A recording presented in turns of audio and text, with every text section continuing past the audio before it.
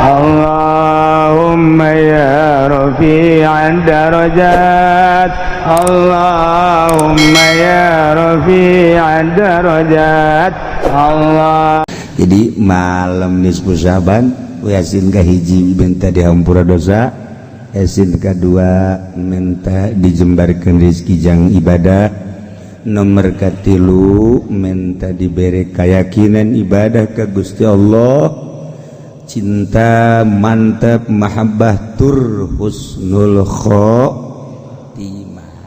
Nah ke malam Salasa aja kula mau malam Salasa ke hitung nadek malam Rebo mangga bae masalah diserahkan ka ente utang hitung namanya ente mah jagong hitung datang ke hutang gete impas-impas jago-jago nang hitung tah gitulah nya dina seputar bulan Sya'ban ieu nisfu Sya'ban kula ma insyaallah malam Salasa saya nu hitung malam Rebo atuh mangga eta mangga nu penting urang maca Yasin sabada maghrib. Aduh cenah kieu kula mah panjelema baheula teu bisa maca Yasin cenah ieu mah kulhu bae kulhu sabaraha cenah kieu kulhu 3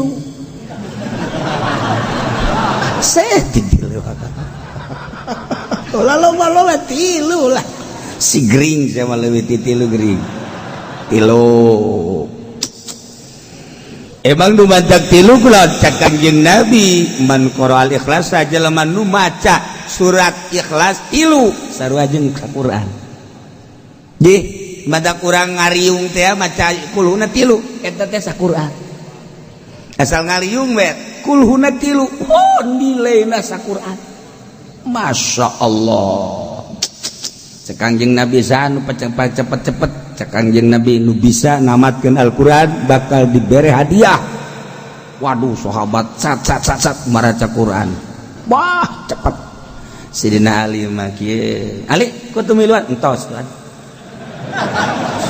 entos tamat alhamdulillah cepet tamat macat kulhu 3 pan bisa gitu pancak Tuhan jadi sak Tuhan teh cara sajelema nu maca kulhu 3 sarua jeung Al-Qur'an atuh gua mah beres eta tadi dasar minantu aing cek Kangjeng ada teu gagal Kangjeng boga minantu mantap biasa mantap cek Kangjeng Nabi ana madinatul ilmi wa aliyun babuha kula gedong ilmu gudang ilmu ali lawangna ka mana bae ka panggih bae ku Sidina Ali mah atuh geus langsung hadiah dibikeun langsung ka Sidina Ali nu sajen kararieu mah cepet amat li 3 kulhu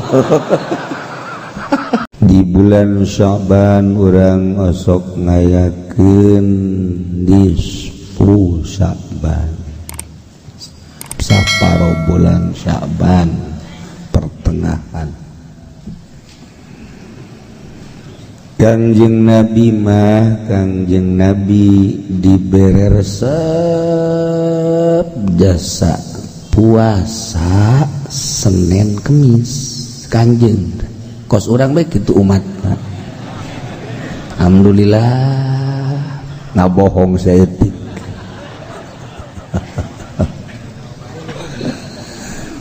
di luar Senin Kemis ge Kangjeng Nabi marsep puasa sering urang ngadenge penceramah di Kifudoli di kiai-kiai nu sejen di mana Kangjeng naros ka Siti Aisyah isuk-isuk aya naon ieu dahareun teu aya tuan oh eta aya mah puasa tanyana ge tanu ngomong kitu henteu kitu teu endangan jajablog we biasa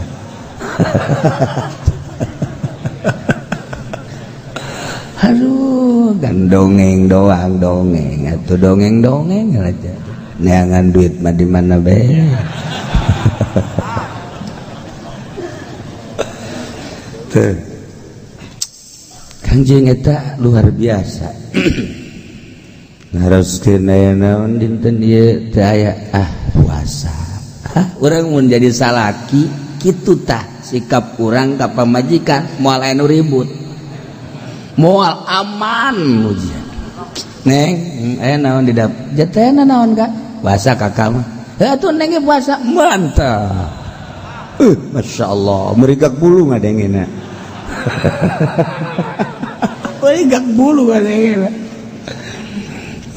menaya maka Nabi neng naon Aisyah bayi naon aya korma sebenarnya aya dua orang nyarap siring hiji ya Allah mun aya hiji siring sabelah Masya Allah inah kurang mah lain neng bayi naon dah kostum mere balanja bae haju bae teh jige galedeg dah datang nanyakeun mere urang pan ngajawab salah teu ngajawab salah aing nu kamari emang kamari mere sabaraha pan kamari aing mere duit ka sia 50.000 cak aing geus satauneun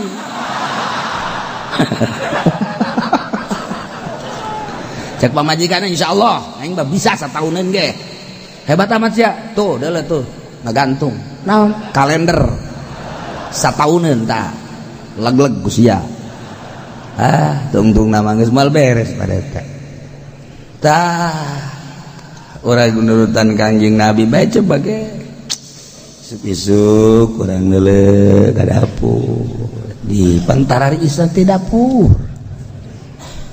nu ngebul geus teu kudu nanya daripada ribut puasa aing lah siap puasa ge aya anak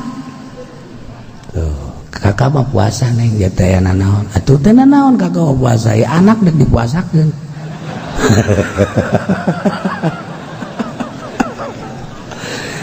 tadi nurutan Kangjeng Nabi mah tuh telok pikiran anak jadi aya anak dage para ruasa ngeunaheun nya mah urang tetep bae untuk nomor ribut deui. Nah, sikap Kangjeng Nabi luar biasa, Masya Allah, nyontoan ka urang. Komo lamun kieu mah ye neng tah ye jang poe 500.000 tapi kakak mah ulah ditawaran dahar puasa. Geus ieu mah jang neng jeung keluarga bae. Geus dalalahar ka dinya 500.000 cukup kan supaya itu isuk mah lain deui, isuk mah lain deui. Geunaheun berasan kana hate ya Allah. Bener kakak hebat amat kak ya Allah. Bere deui 500 bere deui 500 menang saminggu teh kak menang di mana teh duit kongkorong dijual. Untuk dah ribut ka tungtungnakeun suul khotimah. Nah ya Kangjeng mak resep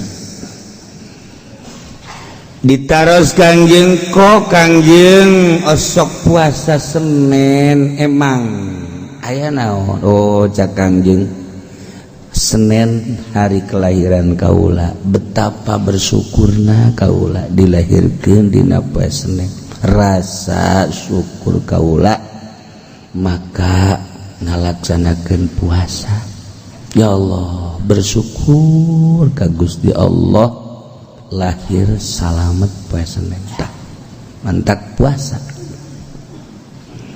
Nah iyalah kehebatan Kangjeng Nabi urang Kangjeng Nabi Muhammad sallallahu alaihi wasallam tuh Senin puasa.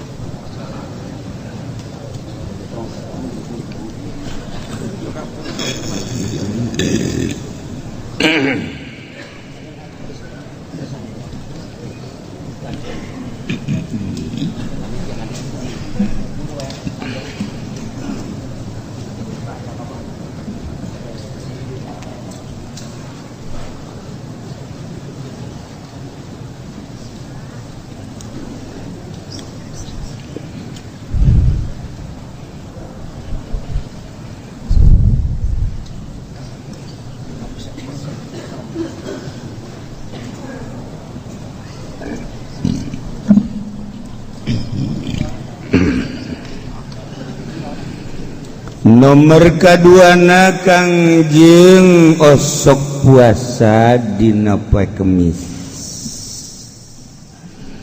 ditaros kunaon tuan sok puasa poe Kemis. Oh poe Kemis eta aya laporan amal mingguan, jadi saminggu sakali amal orang dilaporkan ke Gusti Allah poe Kemis. Cak Kangjeng betapa senengna resep mun buku mingguan dilaporkan ke Gusti Allah kulana keur puasa.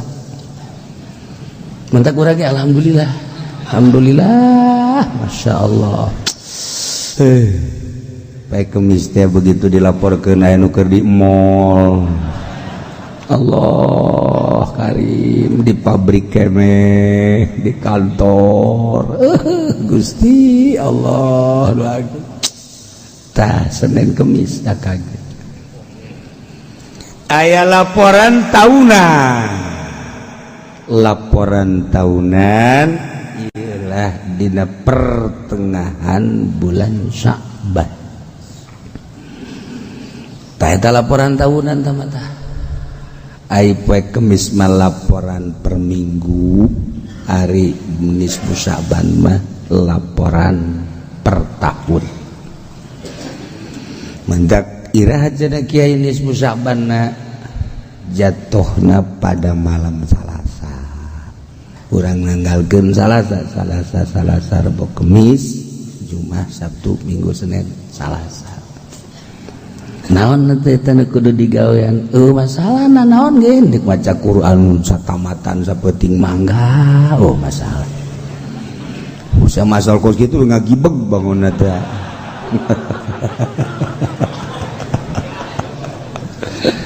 Atawa dek zikir tuh 100.000 sapeting. Ayo masalah. Sholawat 4.444.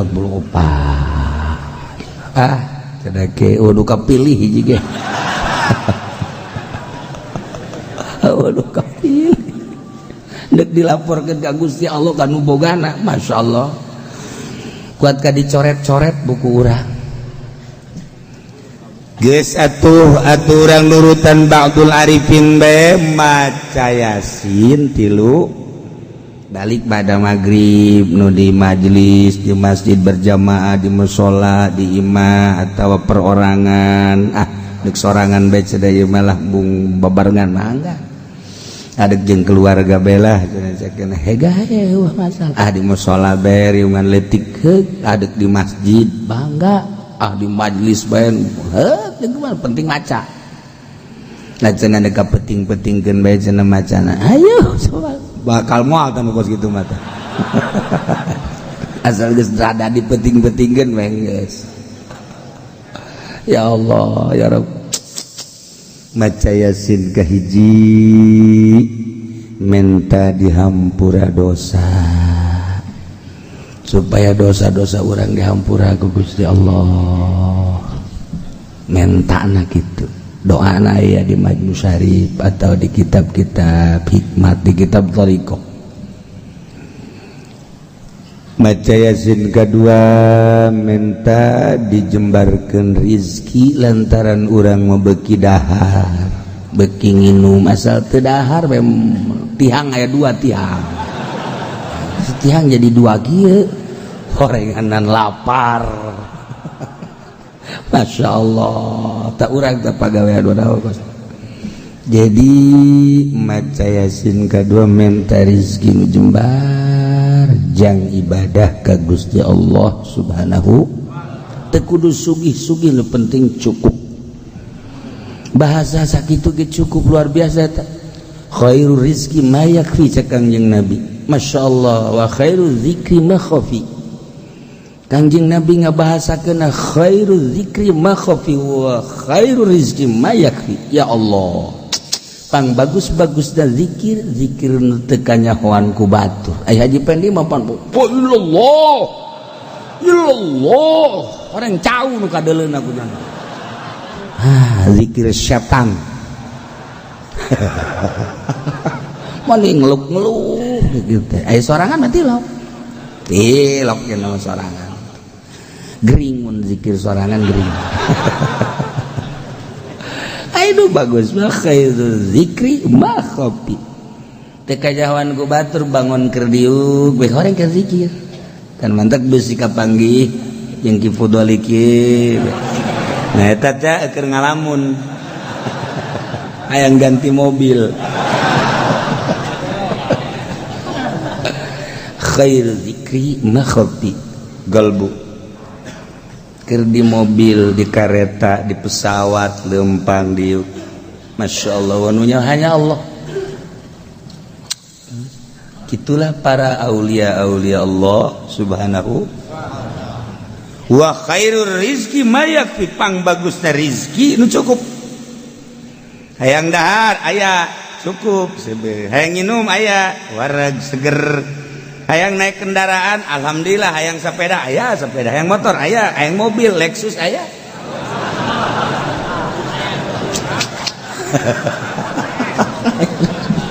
Mayak cukup. Teu kudu loba-loba. Teu kudu. Masya Allah. Hayang sare kamar aya. Hayang tiis aya AC.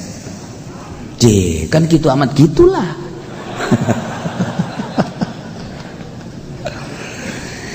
Khairul rizki mayak cukup jang urang jang keluarga aya tamu bisa kasuguhan ku urang tara Kangjeng Nabi Ibrahim alaihis asal anu ka imahna kudu dahar bae percis eta saya sabalikna si eta mah teu meunang dahar Kangjeng Nabi prewasana teu malah nyadiakeun pos-pos jang jelema nu lewat supaya ulah kalaparan dahar gratis. Ya Allah ya. Ongkos lurah dek calon gratis dah. Bupati dek calon gratis. Geus jaradi. Muskilah. Jadi malam nisfu Syaban Yasin kahiji minta dihampura dosa. Yasin kedua minta dijembarkan rezeki jang ibadah. Nomor katilu minta diberi keyakinan ibadah ke Gusti Allah. Cinta mantap mahabbah tur husnul khotimah. Nah ke malam Salasa ajeuna kula mau malam Salasa ke hitungna deuk malam Rebo mangga bae masalah. Diserahkan ka ente utang hitung namanya ente mah jagong hitung datang ke hutang ge teh impas-impas jago-jago nang hitung tah gitulah nya dina seputar bulan Sya'ban ieu nisfu Sya'ban kula ma insyaallah malam Salasa saya nu hitung malam Rebo atuh mangga eta mangga nu penting urang maca Yasin sabada maghrib. Aduh cenah kieu kula mah panjelema baheula teu bisa maca Yasin cenah ieu mah. Kulhu bae kulhu. Sabaraha cenah kieu kulhu 3. Saya tilu. Ulah loba 3 lah. Si gering sama leuwih ti 3 gering. 3 Emang nu maca 3 kula cak Kangjeng Nabi man qara al ikhlas jelema nu maca surat ikhlas 3 sarua jeung Al-Qur'an. Nggih, madak urang ngariung teh maca kulhuna 3 eta teh Al-Qur'an. Asal ngariung we kulhuna 3 oh nilaina Al-Qur'an. Masya Allah. Cak Kangjeng Nabi sanu cepet-cepet cak Kangjeng Nabi nu bisa namatkeun Al-Qur'an bakal diberi hadiah. Waduh sahabat sat maraca Qur'an. Wah cepet. Sidina Ali mah kieu. Ali kudu miluan entos kan. Entos tamat kudu alhamdulillah. Pan cepet tamat maca kulhu 3 gitu. Pan bisa gitu pancak Tuhan jadi sak Tuhan teh cara sajelema nu maca kulhu 3 sarua jeung Al-Qur'an. Atuh kula mah beres eta tadi. Dasar minantu aing jak Kangjeng. Aduh teu gagal Kangjeng boga minantu. Mantap biasa. Mantap cek Kangjeng Nabi ana Madinatul ilmi wa aliyun babuha. ulah gedong ilmu gudang ilmu ali lawangna ka mana bae kapanggih bae ku Sayyidina Ali mah atuh geus langsung hadiah dibikeun langsung ka Sayyidina Ali nu sajen kararieu bae cepet amat li 3 kulhu 3 kulhu sareng jeung saquran geus batur maca yasin nya nama kulhu 3 bae geus beres ngarokok heula tinggal cek nu maca yasin tolol amat teh budak ulah tuh datang ka ngarokok geus ya bener deh kita kuki uci aing macana jangan ngarokok nah baca yasinna sepanjang maca kulhuna sepanjang yasin jadi batur maca yasin ieu mah kulhu bae terus ulah gaca-gaca Bismillahirrahmanirrahim qul huwallahu ahadun illahus samad lam yalid wa lam yulad wa lam yakul lahu kufuwan terus ke batur eureun yasin nya ini ke mulayana nu kadua kitu kene katilu kitu kene kulhu ge cenah kulhu mah teu bisa kiai teu bisa je kulhu maca kulhu bismillah bismillah ge cenah coba dengekeun bismillahirrahmanirrahim eta bae enggak saya masih mah gitu sakitu kayak ka surga geus pokona bisa da sakitu teh kuat tuh hese-hese ya nah etalah ulah kamikiran puasa mikiran isbu baheula malam Salasa tah aing jadwal aing ke mana malam Salasa ieu nah beusi boga jadwal kayak yasin di mobil oh masalah maca yasin di mobil ge gitu jadwal naon cenah kiai gilir ke nu ngora ndai malam Salasa maluangkeun ba'da magrib ulah ka mamana sebab mejihna dilaporkeun kitab urang buku taudan urang supaya tahun kamari diasinan tahun ieu diasinan ke malaikat kan neuleuna awal jeung akhir buku Haji Pendi mana awal yasin akhir yasin sorga protes gaduh saja kok bisa dikasorgakeun ieu bagus cenah awal jeung akhir tengahna deuleu waduh barang di deuleu tengahna eceng gondok malulu wah aduh cek malaikat teu ulah di deuleu tengahna awal jeung akhir eta kitab tangan di deuleu awalna deuleu akhirna oh bagus ya bagus guys bagus nah, urang sugan kitu bae lain pendi ieu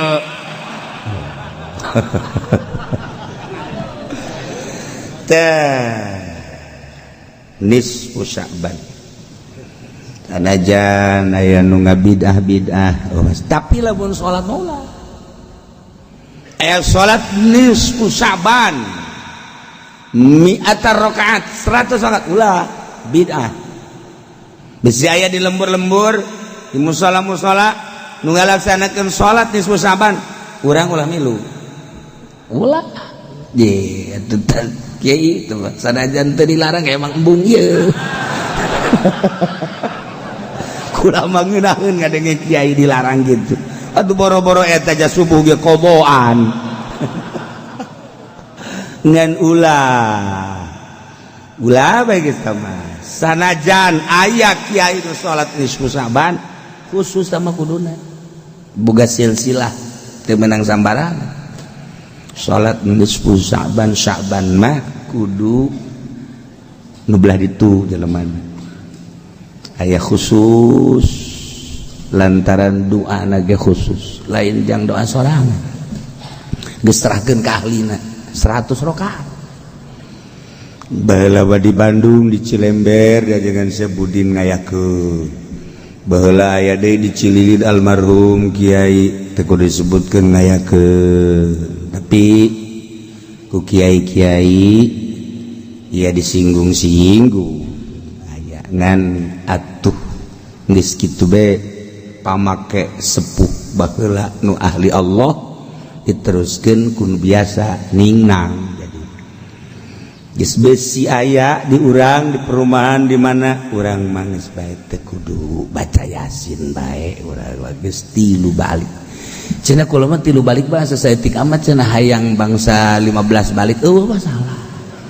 Awas ya sing bener sia teh awas. Kayak ngomong di hareupeun aing doang sih 15 tungtungna hiji ge henteu. 3 ya Allah ya Rabb. Geus tah jang panenget-nenget ti kuari Minggu Senin. Tinggal sapoe berarti. Ya sapoe malam Salasa. Nu nanya kiai aing aja sabaraha balik deui sia bae heula ngaji bae lu sok nanyakeun sabaraha kali deui. Ngaji ge karek 2 kali sia. Nanyakeun ke pere. Ya Allah ya Rabb. Hajo nanyakeun pere bae. Ieu hiji pasal rek nerangkeun perang nu dimakruhkeun Allah karim. Caritaan fikih, caritaan syariat. Padahal di negara mana bae tentang peperangan geus aya TNI di negeri urang, ABRI, berbagai angkatan laut, darat, udara. Urang waktu jahara rebat atuh. Indonesia lamun ngalawan Malaysia sajam Malaysia selesai. Jarago Indonesia ngalawan Australia menang Indonesia, perangkeun coba habek kena parah eta ABRI. Menang orang jeung Australia jago orang mah. Indonesia teh ulah lalaga. Ih. Jeung Amerika hampir tanding. Hampir tanding mun henteu itu nu eleh urang.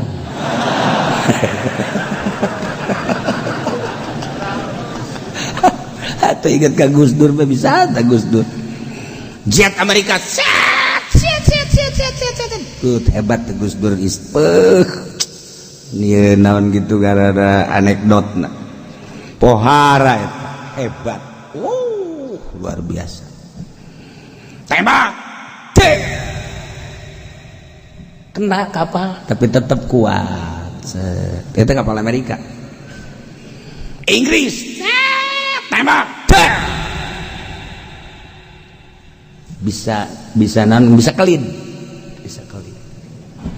Indonesia jangan ditembak. Cek Gus Dur jangan ditembak, enggak usah. Emang kenapa?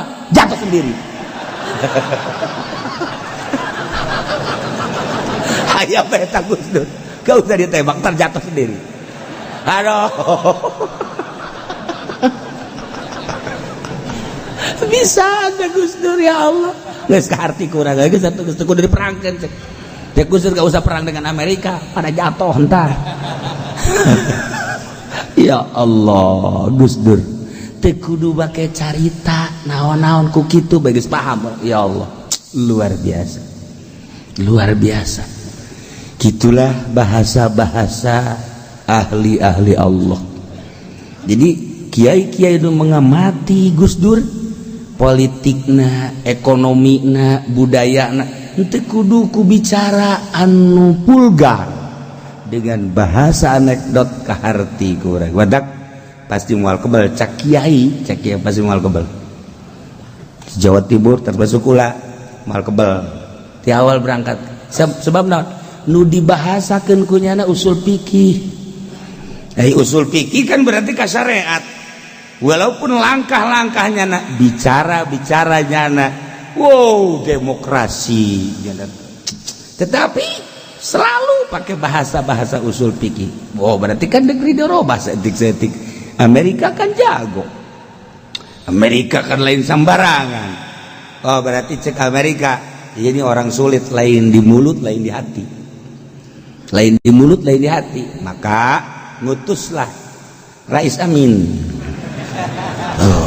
Rais utus dan lain sebagainya seperti itulah. Gus Dur Gus nyontoan ketika manehanana dilengserkan dengan rendah hati, negara lain milik sorangan perorangan nu rakyat. Ketika rakyat menginginkan saya lengser padahal mau dipertahankan sangat bisa, kesalahan anak sangat kecil Tetapi yang contoh untuk selanjutnya tidak perlu gontok-gontokan ketika dilengser ke lengser.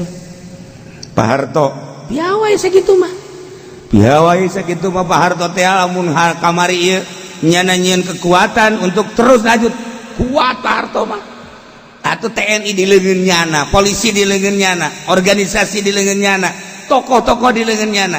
Lamun cak Pak Harto lanjutkan terus saya bunuh orang itu. Acak-acakan ujiannya tapi kuat Pak Harto. Nyana. Oh, dengan senyum. Piye kabare? Itu. Nah, iyalah Pak Harto hebat Pak Harto. Gus Dur hebat luar biasa. Apa ada tanda-tanda untuk selanjutnya ketika dilengserkan? Wallahu alam. Maka para ulama-ulama menghadapi pemilu bakal datang selalu berdoa ke Gusti Allah, sebab ada tanda-tanda kurang bagus. Ayat tanda-tanda kurang bagus, maka ngadoa supaya ulayana. Ente makan orang-orang opo-opo. Lah iya, seromo ke istana wis gawa bingkisan ya wis lah. Mengkonon kan serama. Iya anak wong iki kan. Lain eta. Tajakeun ka Habib A, tajakeun ka Habib C, tajakeun ka Habib D. Anu geus teu mireung kana dunia. Tanyakeun di Jawa Timur ka Kiai A, tanyakeun di Jawa Tengah ka Kiai B, anu nyana batinna selalu ke Allah. Di Banten tajakeun ka Kiai C.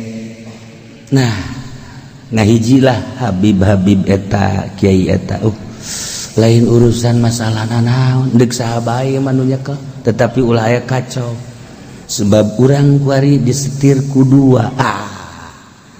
Bahana cenah Kiai. Nah eta nu hesena kos kitu. Nu hesena kos kitu lamun ku sorangan makan eueuh peperangan. Tapi lamun ku dua kan jadi perang. Selalu berdoa teh jang keamanan. Sampai saat itu can aya tanda-tanda. Encan mantak terus ngadoa Jawa Timur, Jawa Tengah, Jawa Barat, Banten. Batur mah memikirkeun teh supaya jadi Kiai eta mah aman.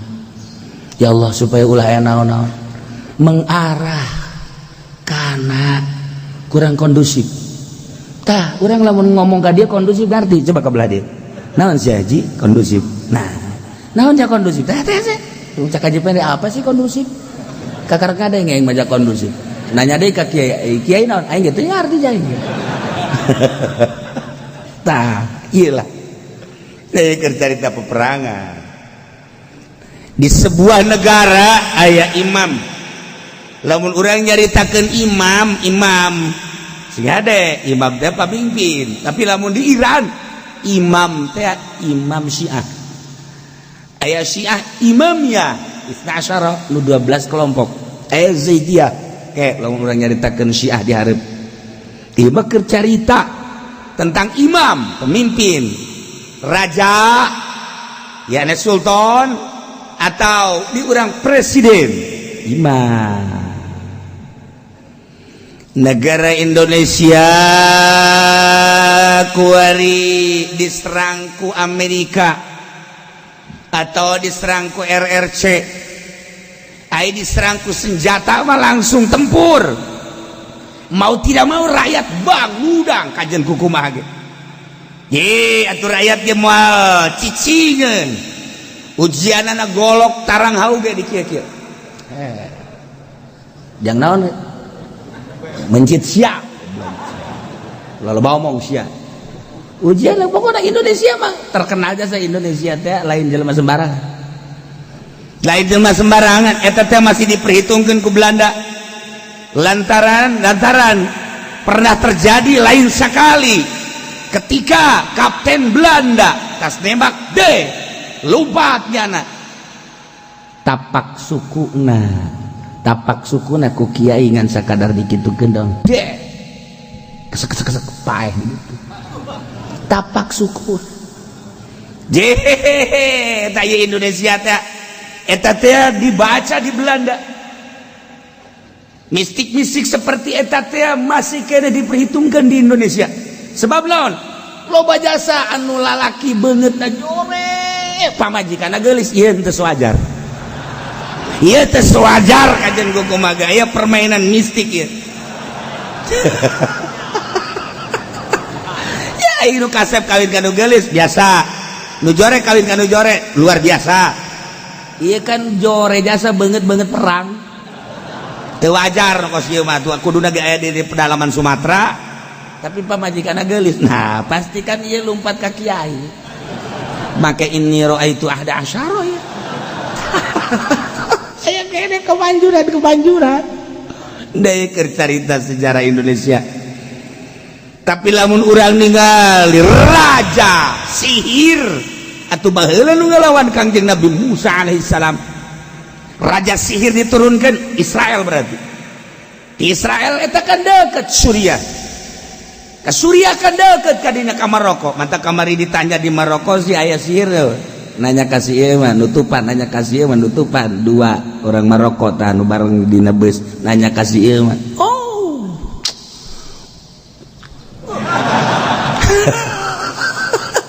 Maroko deket jasa. Kayahoan lamun main bola Maroko main jeung mana? Lamun keur rada iseng, cak urang di itu kamari di Maroko, keur rada iseng. Nah, eta beda permainan Maroko.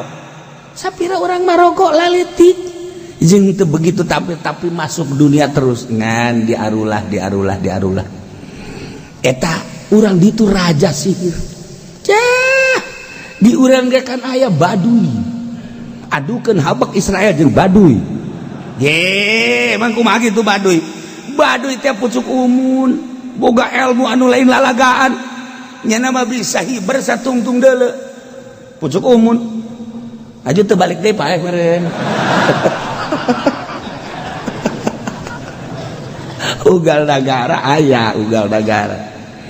Nah ieu mah keur carita negara urang ari diserang secara fisik wancan, tapi secara politik mah urang keur dijajah ayeuna teh. Dijajah urang teh kerasa bagi para pemain politik. Kulantaran para pemain politik karasakeun dijajah, bangkit nyana batinna kumaha carana. Tambah dengan penjajahan perekonomian. Sangat luar biasa. Ekonomi urang teh keur dijajah sangat luar biasa. Sehingga temenge bangsa urang teh temenge. Nu boga pabrik bangsa batur. Anu boga perumahan bangsa batur. Anu boga mall bangsa batur.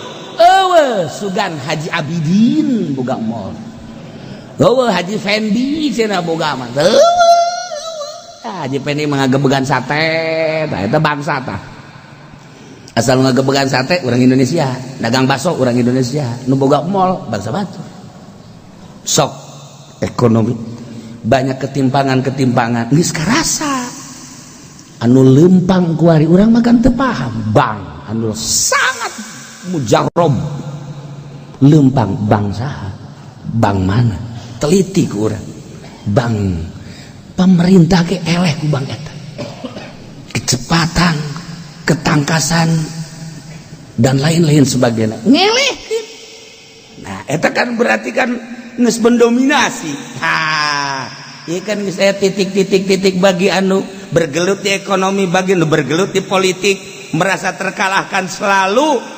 Nah ieu geus aya mulai ai perang eta mah eukeur. Geus sabaraha taun perang eta mah? Perang budaya eukeur, perang fisik tinggal mencet kenop doang. Dek terjadi cara Baghdad, terjadi cara Suriah, terjadi cara Yaman. Tapi urang mah ngadoa supaya ulah perang teh, ulah boro-boro perang dar kakarak nu kolot jeung nu ngora perang bae ge urang aduh riweuh perasaan kadeuleuna. Sapira nu ngora jeung nu kolot, tapi kan eta korban salakina hees naga di pos kamli. Korban kada sakitu ge nu kolot jeung nu ngora. Deuk ka imah na ngabangun nyana sieun nyana. Tolong teh coba. Ngabangun nyana, duit nyana, nu ngabiayaan nyana tapi deuk ka imah sieun. Ya. Mendingan nyandung deh tilu apa? atuh payah di jalan kage. Iya bakar cerita diserang kan aing diserang mah lain tentara bae nu perang di Jali Suriah lain tentara bae nu perang Baghdad lain tentara bae nu perang Yaman lain tentara bae nu perang bahkan anu korban mayoritas sipil orok nini awewe nu teh nyaana naon kos kitulah perang kuariwa perang kan sirkuit baheula perang Badar Hunain Uhud aya tempatna baheula mah kuari mana tempatnya kota disebut sebagai perang kota cak Gus Dur panjang perang kota mah.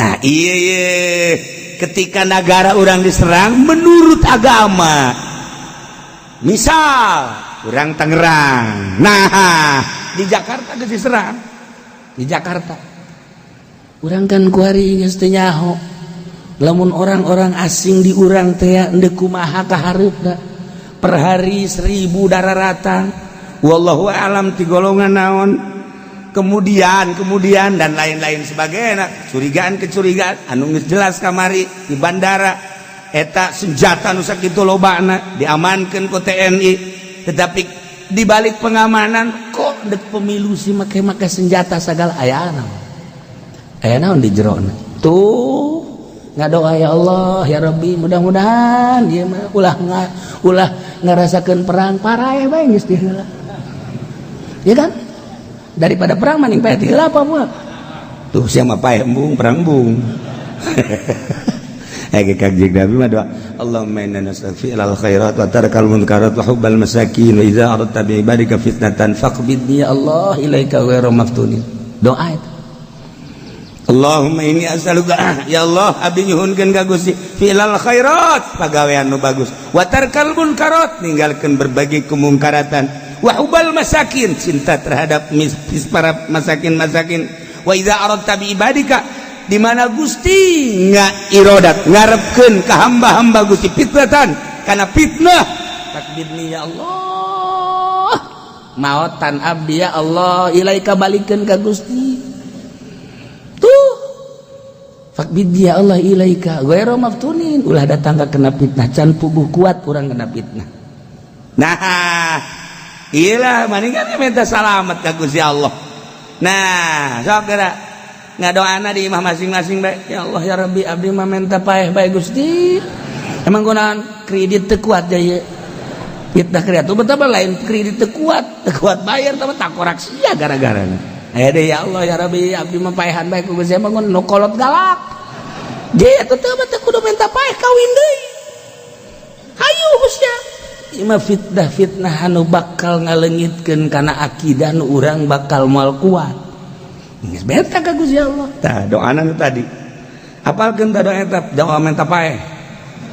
Henteu lah cenah kieu doa eta mah ulah ka ditalar cenah. Sia mah nalarna ya goniyu ya agnini agnita. Asal agnini bae ditalar. Bangsa doa minta paeh mah henteu. Tah ieu andai kata Jakarta diserang.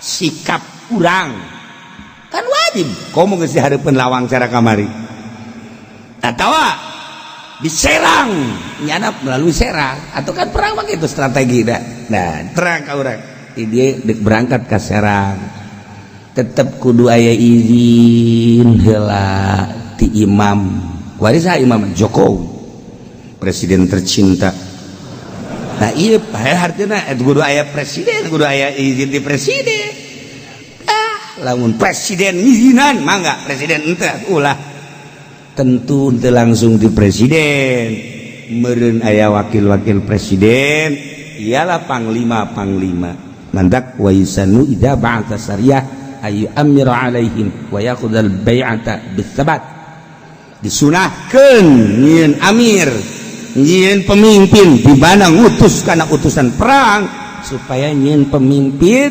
jeung kudu beat sumpah setia cara beat di zaman Kangjeng Nabi Muhammad sallallahu alaihi wasallam. Nah makruh ngalaksanakeun perang bighairi idnil imam tanpa aya izin imam.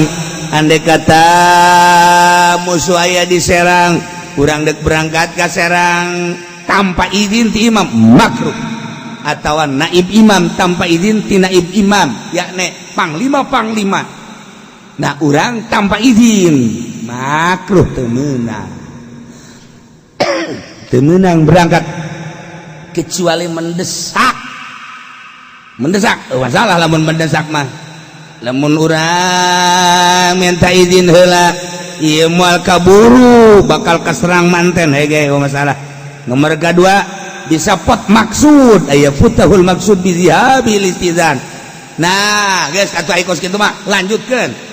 Jadi lamun tenang suasanana tetap kudu aya izin, tapi lamun geus mendesak teu kudu izin, langsung berangkat.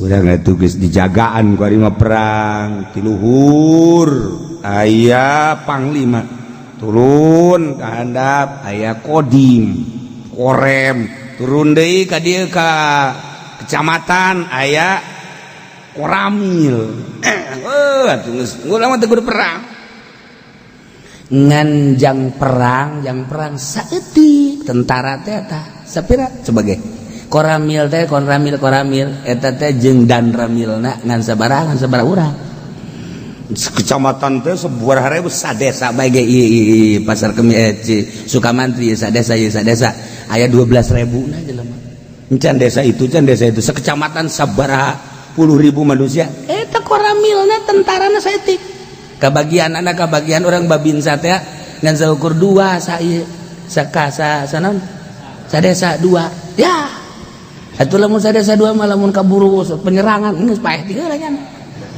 paeh ti heula kurang mantak nu kudu loba mah nu jari abri sebenarnya kudu loba-lobaan polisi di urang polisi jeung TNI jeung abri lobaan polisi dan abri yun perang saudara deukeut asa perang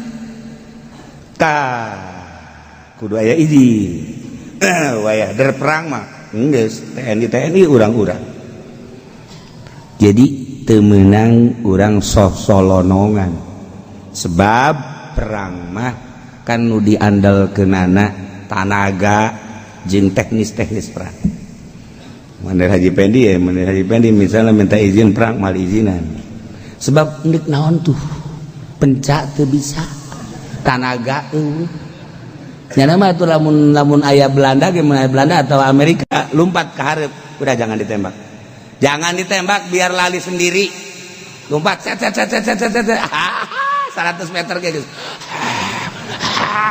geus antepkeun geus paeh dirinya potongan kitu mah teh jeung naon psikos kitu mah tah jangan lain ulah tita perang nu kos kitu mah ulah nu tita perang mah wah awak mas lamun naik tangkal kalapa 2 balik kalau set eta kan naik gunung mantak tentara mah dilatih naik gunung turun gunung hutan keluar masuk hutan ieu jang perang Masya Allah urang mah kan lamun dibere senjata moncongna dikaurangkeun der pae sarang eta kan salah tuh kudu ka mana teh kudu nu terdidik tapi kan aya geus der perang lah tuh geus kitu bae jawaya perang mangke kos gelut penca tinggal penca aya geus der gelut mah penca leungit watu leungit babat-babet nya geus teu nyaho ieu naon garang-garana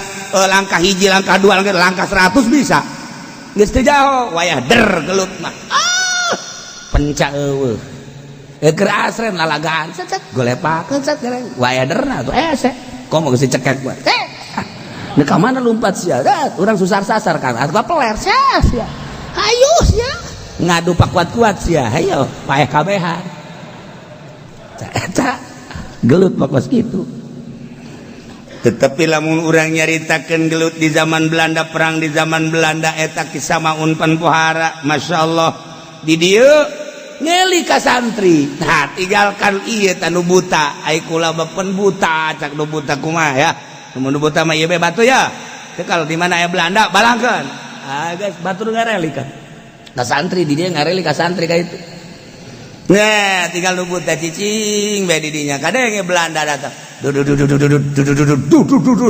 langsung nyari balang jagung batu segede cingin jadi bom Belanda kaget ada bom diberena tilu kan bisa maun biar bismillahirrahmanirrahim jebur deui Belanda balik ke pos kan itu tadi sangka eta apa tuh segede kieu jadi bom tapi kan urang eta zaman kamari ieu kuari saha nu bisa kos kitu saha tak kuari tah lamun perang dongeng kamari ieu mah loba aja Bung Karno ge kan hebat jasa lamun Bung Karno dicepit di Digul aya di Jakarta aya namun Ki Ahmad di Digul aya di Jakarta aya dia teh kumaha atuh jara rago jasa lamun urang nyaritakeun nah eta naon karangarana di jero penjara Bung Karno kan di penjara jeung Ki Ahmad da atuh kunaon eta kiai nganteran ka ditu pan dikunci tapi asup ka jero cenah jalan mana eta tah jalan tihang teh nu sok aya kancing bolongnya ya jalan kadinya masa sih asup kadinya lamun kos kitu manginaeun jasanya urangnya bisa asup ka liang kos kitu tah eta kan zaman kamari mah bararisa tah ieu kuari nu bisa kitu saha di buku cenah kiai akhirnya teh aing ge nanya ka sia balik nanya deui ka aing kiai na ge atuh geus tilok paruasa jak kuari ore koros kabeh baheula makan kiai puasa ngaran kiai teh paruasa di bararasjid masa kiai di mall masa kiai status grup heran aing mah ya Allah bisa hiber ku bahagia do yukrahu ghazun bi ghairi idil imam aw naibi wa yusannu disunahkeun nyieun amir idza ba'atha sariyatan di mana-mana ngutus kana sariyah teh utusan perang anu jumlahna 400 ngaranna 400 ganap ngaranna sariyah tak cek Kangjeng Nabi nu mantak dingaradan sariyah lantaran asri fil lail lempangna ti peuting cek Kangjeng Nabi khairul ashab arba'atun wa khairus saraya arba'atu mi'ah wa khairul jaysh arba'atu alaf walan tagliba 12 alfan min killah pang bagus-bagus sahabat khairul ashab arba'ah opat Abu Bakar Umar Utsman Ali wa khairus saraya arba'u mi'ah pang bagus-bagusna syariah utusan perang 400 kan ayat 50 ayat 100 ayat pang bagusna 400 wa khairul jaysh arba'atu alaf pang bagusna tentara 4000 sekali diiangkeun 4000 nah iyalah lamun utusan perang ngaranna syariah sunah nyieun amir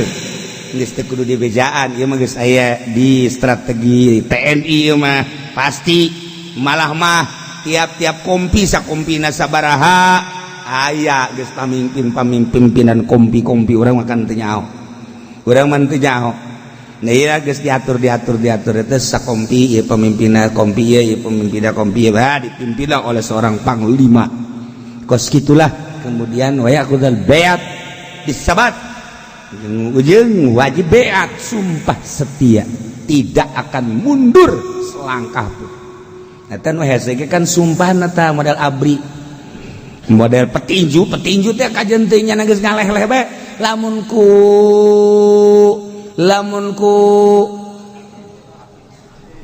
ku pelatihna ti udang deh sanajan geus gigian bae pantang mundur cenah sanajan geus geus terus ngalawan bae hayang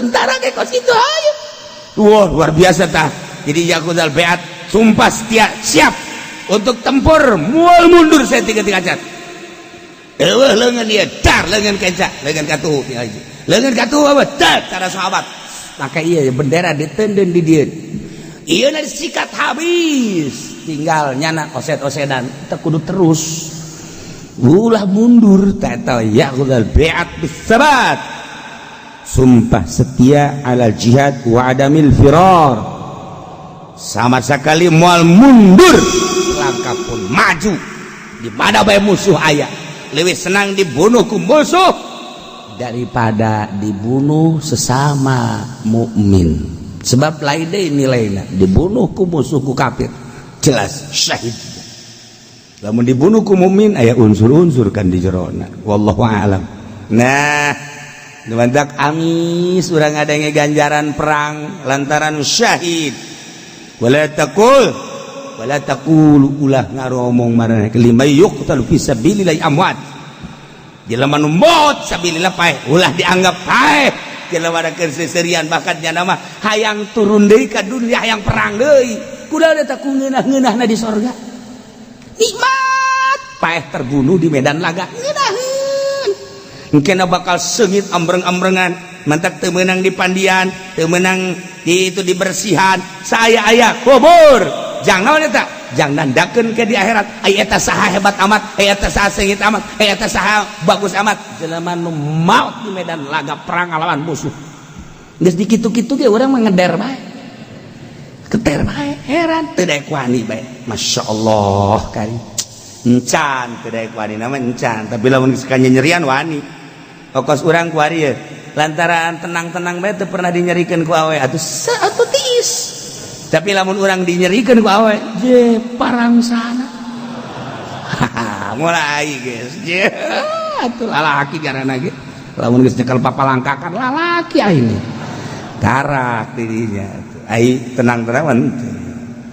Nah iyalah cerita tentang perang mengenai izin ti imam kudu aya izin andai kata teh izin makruh walahul isyana wallahu a'lam.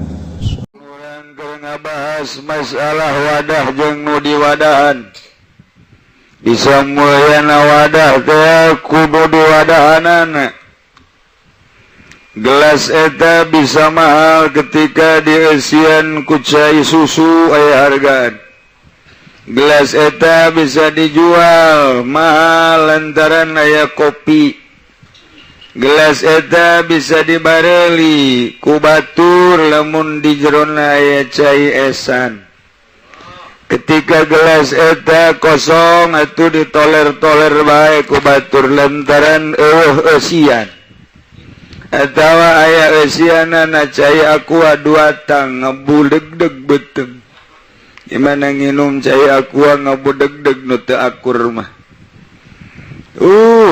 jadi tergantung kumaha eusina sakumaha kamari nah iyalah jadi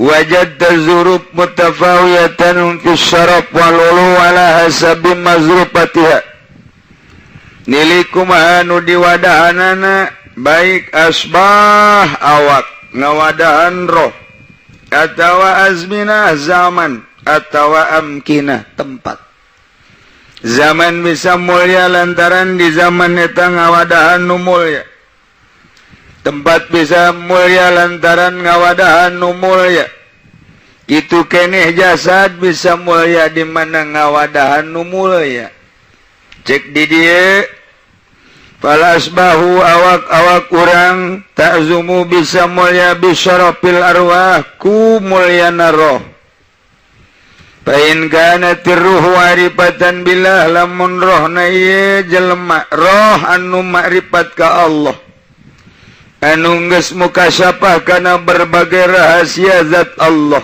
atuh badan anu ngawengku kana eta roh model kitu agung tur mulia awak urang bisa mulia kumaha eusina kumaha rohna moal kaharti lamun urang nyaritakeun hiji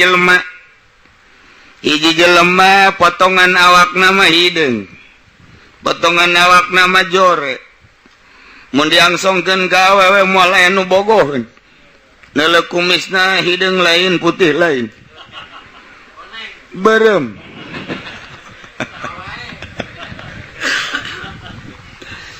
diangsongkeun boro-boro ka parawan karang dage nyeunang ngajebian teu laku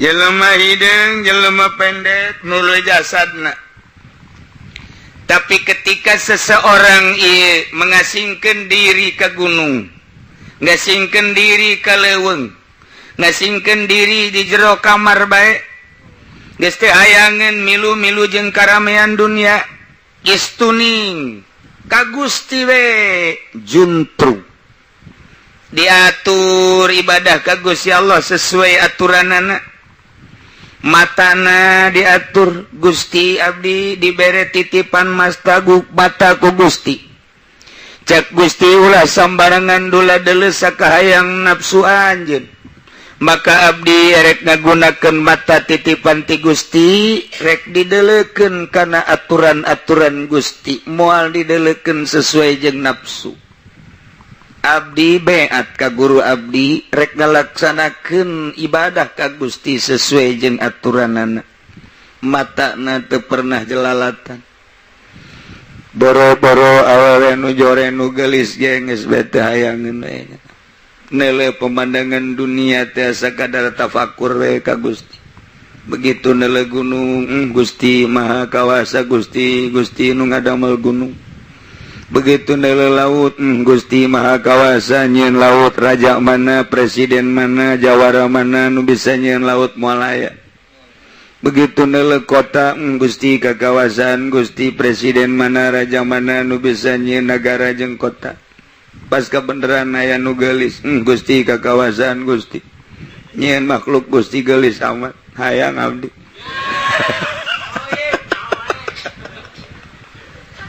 aduh cek Gusti sia suka entung-tung kitu apaan hayang genang Gusti sebenarnya mah abdi hayang jasa ngan teu nyambung aya abdi hayang jasanya nan teu jasa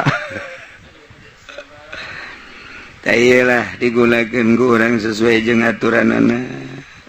Geus puguh salat, geus puguh puasa, geus puguh zakat, geus puguh haji, geus teu kudu dicaritakeun.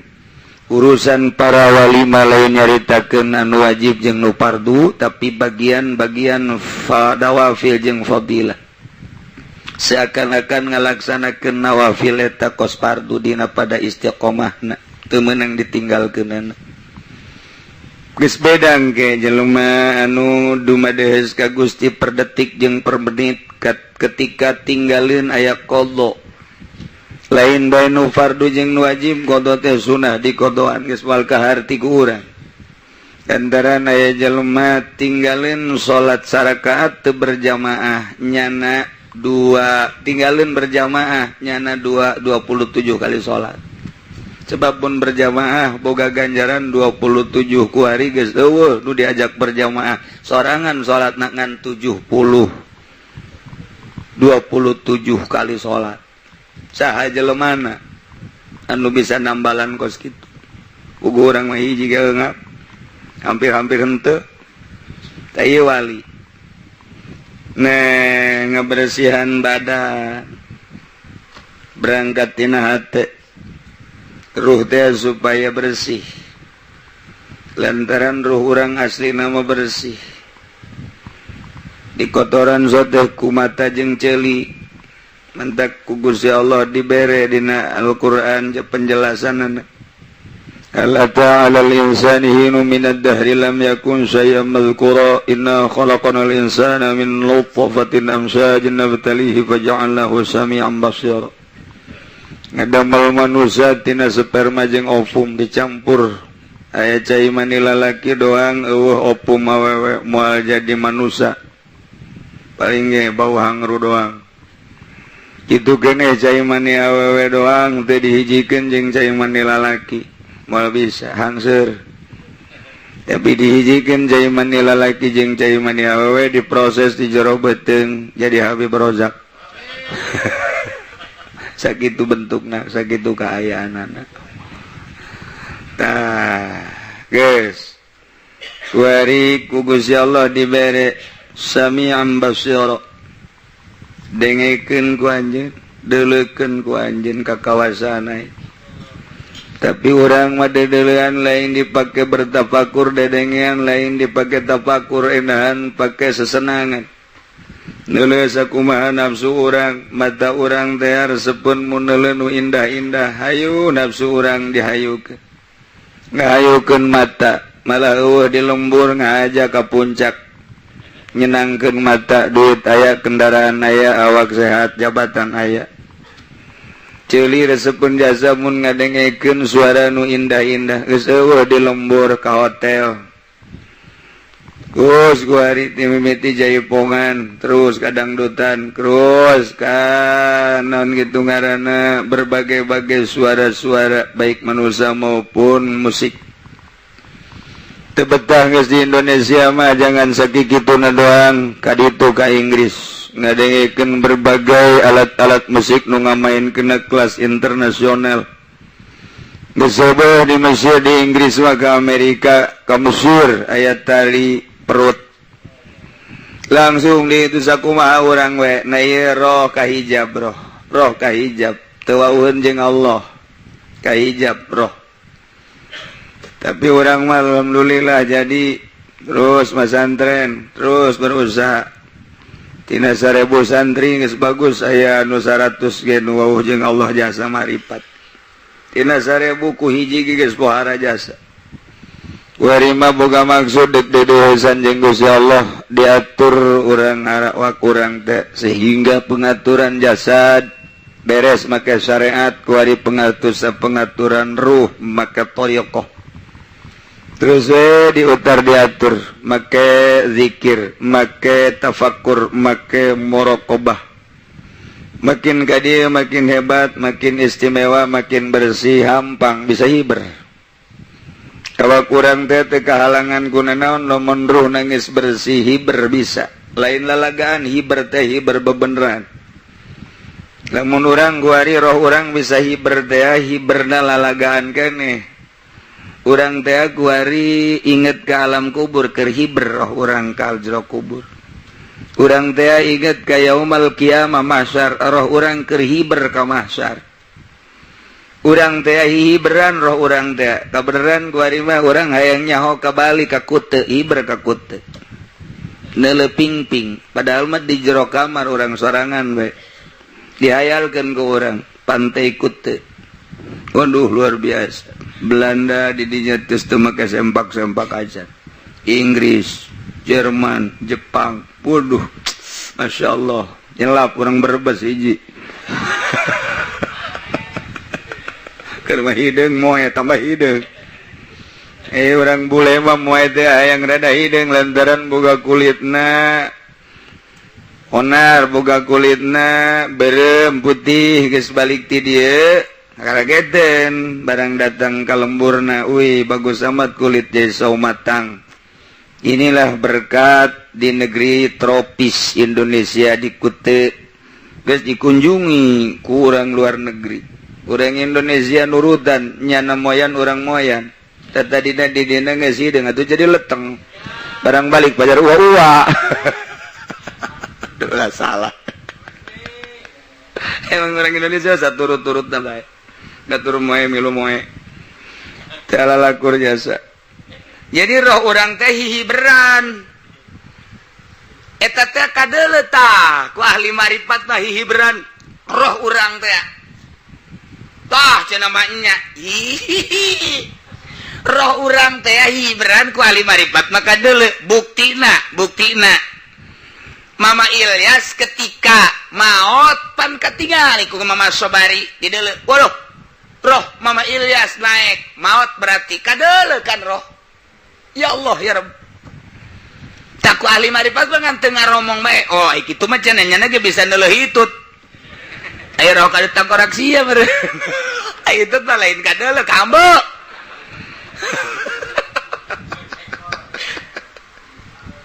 roh teh kadeuleu tak eta urang lamun geus caritakeun kos kitu rek percaya rek henteu kitulah madak para wali-wali Allah teh para wali Allah bisa leuleuh tah kadinya rek percaya rek henteu nu mantak ge iwati jelema nu ngarasakeun lah kana salat leungeunna iwati jelema nu ngarasakeun lah kana rahasia-rahasia Allah nu geus disingkapkeun ku Allah dengan kata mukasafah teh disingkapkeun jadi kadeuleu urang awewe dibungkus teh kadeuleu begitu disingkapkeun rokna uy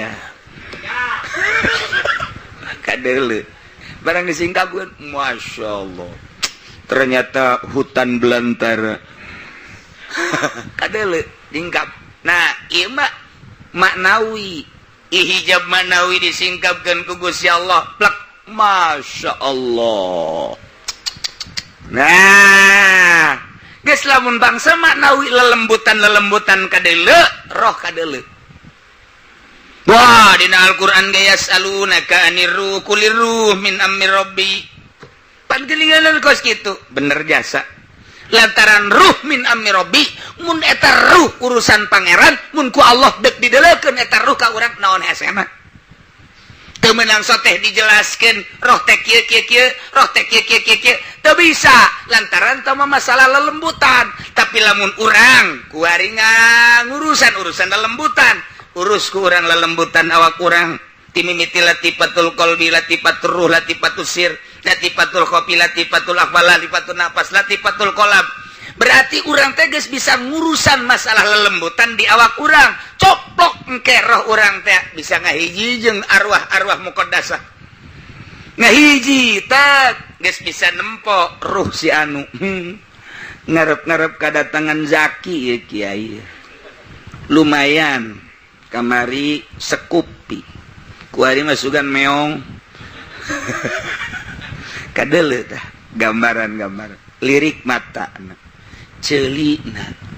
Wah maknya percaya teu percaya geus kos kitu bae tah mah deuk percaya kajen henteu kajen ieu mah keur nyaritakeun dunia batur dunia nu hese jasa ruh teh diolah kumaha carana tah ngolah ruh berangkat ti awak heula lantaran urang ayeuna aya di alam nasut alam kholqu alam pinuh kelalagaan, alam pinuh permaksiatan, alam pinuh pohoan.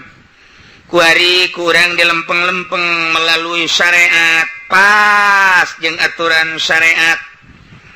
Kuari urang ngurusan roh, ndek nyaba ka alam malakut. Otomatis atuh ieu rohna dibersihan bareng jeung ngabersihan zahir. Canggih sasetik-setik dibersihan ruh tina panyakitna ujub takabur riya hubul jah hubul riasa hubul mal hubul dunia eta teh kudu dibersihan tambahan kuari tina hub-hubna kudu cinta ka Allah cinta ka Rasulullah terus nu mana nu kudu ditenden nu mana kudu dipicen beres urang bisa bisa engke bakal robah sorangan urang teh teu hayang ke kana dunia awalna mah dipaksakeun kabelah ditu nama teu hayang bisa jadi teu hayang endek naon atuh lantaran dunia ieu fana kuari ku urang diudag-udag isuk pageto bakal ditinggalkeun rugi amat ke di akhirat roh urang heulanan bakal disidang ku Gusti Allah langsung teh isin amat lamun orang ngudag-ngudag dunia komo make ayat tah mulai ijid kana dunia teh geuleuh kana dunia naon kitu ngaranna kitu jariji kana dunia teh embung sama sakali geus embung mah kana dunia teh indah roh jeung Allah ketika zikir leng ketika maca Quran leng asa ngobrol jeung Allah asa munajat jeung Allah selalu kuari bau ngambe jelema teh bau ngambe omongan jelema teh bau embung jeung jelema percis kos Kangjeng Nabi Musa ketika Kangjeng Nabi Musa mantas di Gunung Tursina terus kalembur embung ngomong embung neuleuh lantaran neuleuh jelema teh sato kabeh bau kabeh andai kata teh dicagerkeun ku Gusti Allah atuh geus Kangjeng Nabi Musa teh moal bisa berhadapan moal bisa nyampaikeun ka masyarakat cabut deui nu eta na ku Gusti tak balik deui ja biasa deui setelah ngobrol jeung Gusti Allah ngomong mukalamah jeung Gusti Allah can dicabut ku Gusti Allah eta na kebersihan jiwa Kangjeng Nabi Musa Kangjeng Nabi Musa teh embungeun neuleuh jelema embung neuleuh alam perem tapi teu nyasar. Itulah keistimewaan Kangjeng Nabi Musa waktu can dicabut. Ketika geus dicabut biasa deui Kangjeng Nabi Musa. Nah, ketika Kangjeng Nabi Musa dipanggil ku Gusti Allah, padahal harita jeung pamajikanana aya seuneu, sedengkeun poek bebeja Kangjeng Nabi Musa ka pamajikanana putri Kangjeng Nabi Syuaib di dieu heula. Dek ka mana kakak? Dek neang seuneu urang teh kapan poek? Ulah lila atuh Kak, mangga. Ieu teh gambaran seuneu teh sakadar seuneu cek zahir mah tapi kesnot ku magnet Gusti Allah. Pamajikan nu sakitu geulisna keur mejehna luar biasa pika cintana anu dedeheun jasa pamajikan ka Kangjeng Nabi Musa, tapi eleh kuseuna ditinggalkeun pamajikan nu babarengan jeung Kangjeng Nabi Musa. Ulah ngabayangkeun pamajikan urang jore nyungir.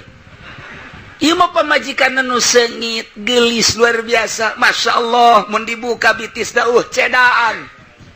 Pan urang mah barang dihitung 99 asma Allah nempel di dinya ngan cedak. Tah ieu mah lesa. Masya Allah. Tapi ketika neleuseuna eueuh nanaonan teh pamajikan teh cicing di dieu tungguan kakak dek neleuseuna heula eleh ku seuneu. Secara zahir mah kos kitu, tapi lamun diterjemahkan lain sambarangan seuneu panggilan Allah dibentukeun seuneu. Urang ge pan kitu pamajikan sakitu geulisna ketika urang hudang peuting tahajud neuleuh nyingkap teu jadi. Aduh eleh kuping-ping dua. Cek nyana indahan ieu jeung tahajud. Tungguna mah boro-boro tahajud subuh ge henteu. Nah eta urang Cikupa teh ka ditu. Teu beres. Nah, kuari mulai dirapiah bersih roh. Orang kampungna geus ngarobrolkeun. Ai Zaid ka mana nya geus lila teu kapanggih. Bejana nyana di Gunung Karang. Keur naon jajepi bae. Rindu asana tah manusia sekitarna geus rindu ka Ki Zaid. Yuk urang teang yuk. Yuk urang teang yuk. Ye, depan kudu make mobil. Nyewa yuk nyewa. Nyewa mobil sanggup titah kusaha hanya sekedar dek neuleuh Ki Zaid di luhur Gunung Karang. Sanggup nu boga mobil sorangan panggilan Allah kasedot ku nur ilahi Allah kapanggih di ditu mung kapanggih janana jeung jelema di jero bae kulan ya kami ye teh lembur di itu ye salembur jeung anjeun geus di dinya bae kula mah teu kaburu lep eueuh sorangan teh hayangeun kapanggih geus ieu di jero bae zikir ka Gusti Allah. Allah balik ti ditu bebeja ka urang lembur aya sorana doang budak aing teu kapanggih jeung jelemana cek nu ngadenge aing panasara amat yuk urang ka ditu brang ka ditu kadenge lah suarana terus ambalaya dengan sendirina gerak Allah lantaran di dituna aya nu cinta ka Allah abring-abringan ka ditu bari jeung teu kapanggih jeung senang bae neuleuh lawangna doang geus pohara. Padahal lawang nage di wieuna ngantina awi nage geus lain awi nu normal. Tapi luar biasa indah jasa. Komo ngadenge sora, komo bari jeung aya mah kadeuleu. Pohara jasa. Tah eta teh jelema geus dipake karindu ku manusia. Nyanana teu rindueun ka manusia, rinduna hanya ka Gusti Allah doang. Mahal geus tah. Ketika nyana ngadoa mustajab da'wat. Ketika nyana caramah memberikan mauizah nyelesep. Ketika manehanana nyaritakeun bahwa dunia hina nempel lantaran dirina geus hina kana dunia. Urang mah nu mantak ceramah terus bae teu nyurup nyanana can kasurupan. Ketika nyaritakeun dunia hina henteu ka urang sebab di dirina resep jasa dunia. Itu bae terus tek ieu mah geus murni jasa mantep jasad nu hideung teh tadi teu mandi geus sabulan ketika turun ka handap jelema luar biasa teu kaambe bau padahal bau teu kaambe bebejaga seungit bae seungit bagus kunaana teu kalimpudan ku cahaya ilahi. Tah wadahna hideung leteng pendek atawa kuru tapi nu di wadahna rohna mulia ahli Allah eta jasad wadah ka bawah mulia cicing di mana bae di lingkungan mana bae tetep dihormati tetep bae di mulia kajian teuing nya turunan Habib tapi tukang mabok Habib tinggal Habib embung kadatangan jelema. Baheula mah kadatangan Habib teh indah luar biasa di Arab tapi kuari aya nu ijideun keur mah teu nyaho kana kadar kahabiban di samping teu nyaho dirina mabok teh teu narima, ruhani teu narima. Mulia tinggal mulia nang saha kitu ulah nyalahkeun Habib, ulah nyalahkeun masyarakat, salahkeunlah dirina teu wauheun jeung Allah. Lamun nyana dirina wauheun jeung Allah, moal kudu hese kabeh ge. Ulah pangkat Habib, pangkat cacah. Ujianna dimulyakeun. Lantaran wadah kumaha nu diwadahanana. Goblok sia sasalaman ka aing cium tangan atuh. Emang aing kiai pan.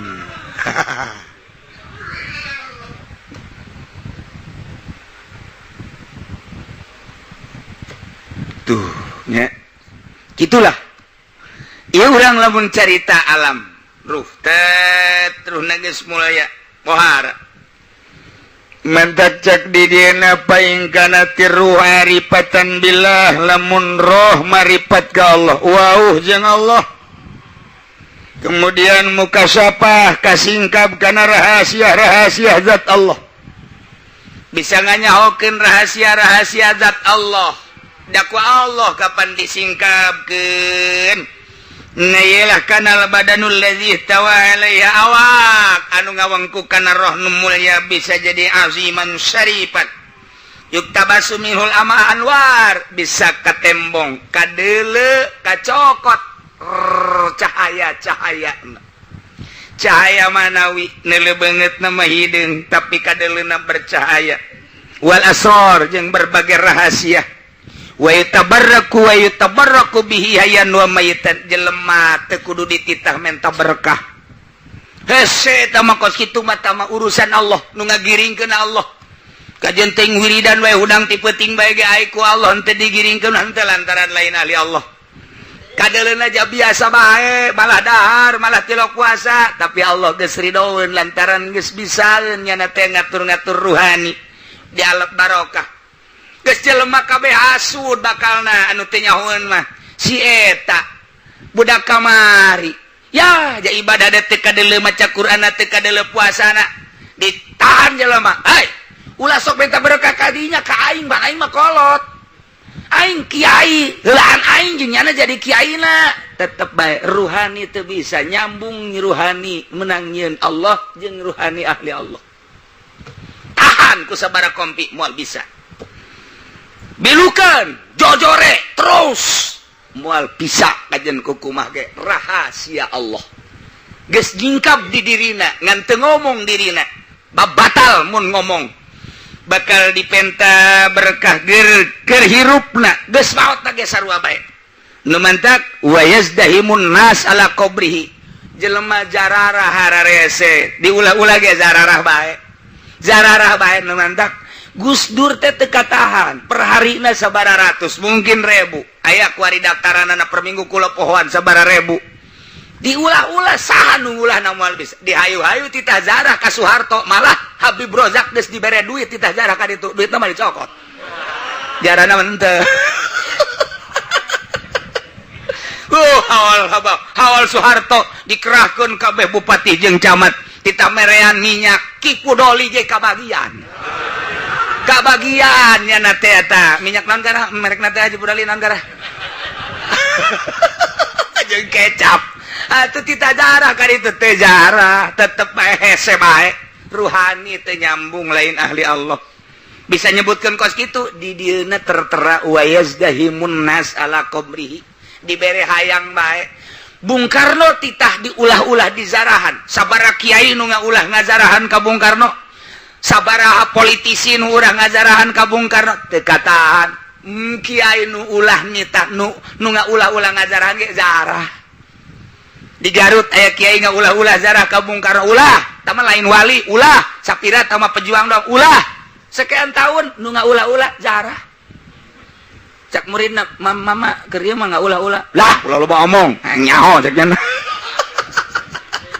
di Bandung almarhumah Abah besi ka ditu zarah bae bah panjana mah lain wali teu nyaho bae urang mah penting wali geus bae zarah bae nu nyarahueun zarah bae Gus Dur sering jasa zarah ka Bung Karno nah eta teh hese kos kitu diulah-ulah zarah bae dititahan ka Soeharto saha nu daek zarah hese teh kos kitu kuari stop titah ulah zarah ka Maulana Hasanuddin moal bisa kuari coba dititahan titah zarah ka